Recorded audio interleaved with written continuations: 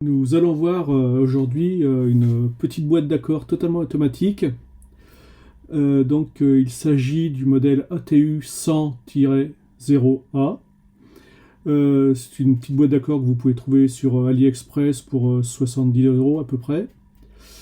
Là, il n'y a rien de spécial. Vous avez une entrée antenne, une sortie TX, sinon un boîtier d'aluminium sans rien de spécial. En façade, vous allez trouver le bouton de marche arrêt. Vous allez retrouver aussi un port USB qui sert aussi bien à l'alimenter qu'à recharger la batterie interne. Vous pouvez voir le voyant rouge qui s'allume.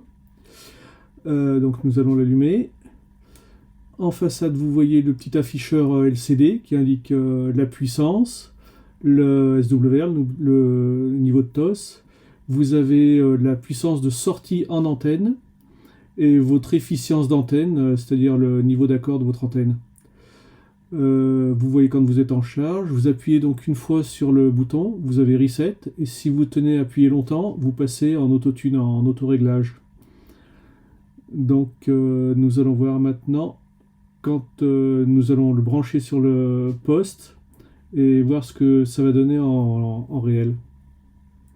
Là, je viens de tout brancher donc, sur mon poste. On va l'allumer et voir ce que ça donne. Vous pouvez voir l'afficheur. Un appui court passe en réglage automatique. Donc là, je vais appuyer sur le bouton du micro, voir ce que ça donne. Et là, normalement, il ne devrait rien se passer parce qu'il y a une puissance minimale à envoyer. Donc là, on voit que j'envoie moins de 5 watts. Et c'est pour ça qu'elle n'arrive pas à s'accorder au niveau du SWR. Donc à moins de 5 watts, cette boîte d'accord ne fonctionne pas. Si vous avez un poste qui délivre 4 watts, vous ne pourrez pas accorder.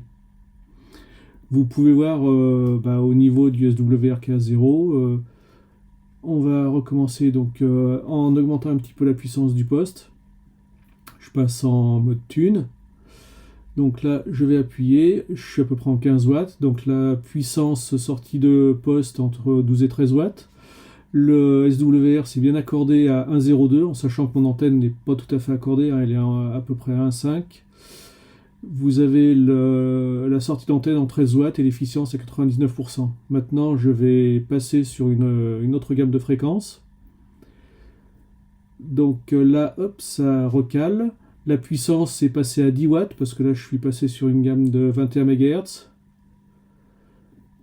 Je vais rappuyer. Donc là, je vais carrément descendre sur 18 MHz. Là, ça s'accorde. On a 8 watts, donc ça perd un petit peu. On a toujours un SWR correct à 1,16 avec une efficience d'antenne à 99%. Là, je vais repasser donc sur la bonne fréquence, sur la 27 MHz. Là, normalement, je suis à peu près une centaine de watts. Il indique bien 94-95, un SWR à 1,15. Une efficience à 99%. En sachant que cette boîte d'accord est vendue pour supporter une centaine de watts, avec des pointes à 150 watts, mais il vaut mieux quand même se limiter à 90-95 watts et pas trop plus. Le gros avantage de cette boîte d'accord, c'est que vous pouvez débrancher de l'alimentation extérieure et elle peut marcher sur batterie pendant plusieurs heures. Donc vous pouvez l'emmener en mobile, elle va parfaitement fonctionner. Là, on va tester d'ailleurs uniquement sur batterie. Là, si j'appuie, elle s'accorde très bien, donc sur le 27, toujours à 13 watts. Là, je suis en puissance moyenne du poste.